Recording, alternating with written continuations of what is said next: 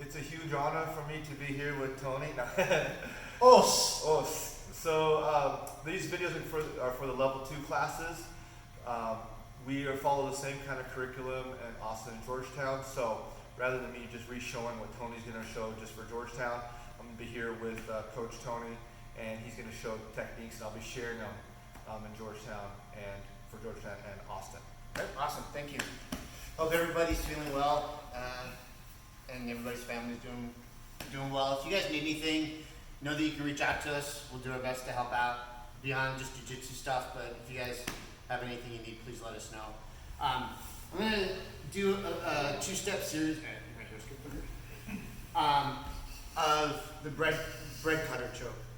Bread cutter choke is a great choke when the person has a good frame against your body, they're doing things correctly, they have, here, or even they can have an underhook.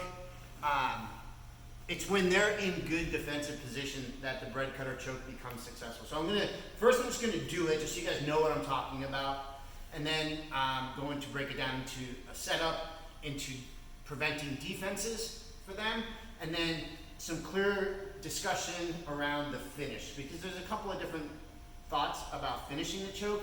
I'll tell you what I use all the time and how I approach it, but that's not exclusively the only way to do something. So the bread cutter choke is, I'm gonna have my arm through his arm, and I'm grabbing the back of his lapel. Everybody, can you see that? I'm grabbing the back of his lapel, 4 fingers in, okay? His arm stays in between he and I, okay? I'm not letting his arm come out. I need this arm trapped. I'm going to go thumb in, get a good grip. I drop my elbow down and I get the choke, okay? So again, the arm is in between he and I. I'm holding the lapel here.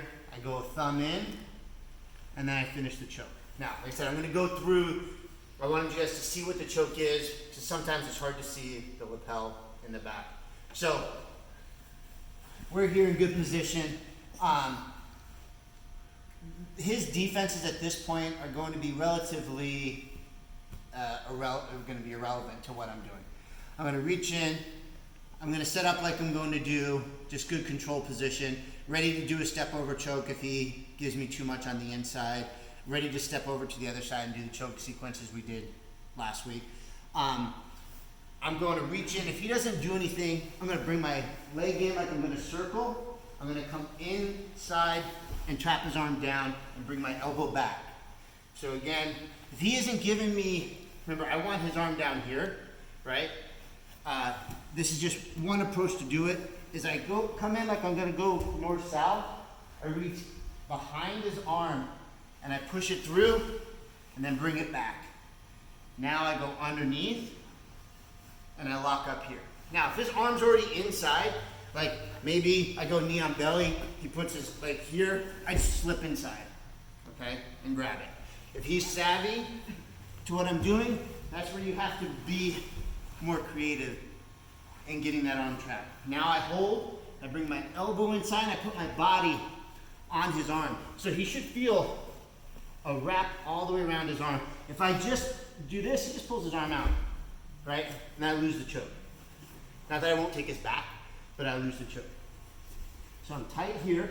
Now, chances are, he's gonna be like this, okay? I do not want him fighting against my hands, like that. So what I'm going to do is I'm gonna just defend this, putting my face here. Now I slide inside, bring my elbow down. Now this is the discussion on the finish. I drop my elbow and I pull up on my left arm. So I drop my elbow and I pull up here.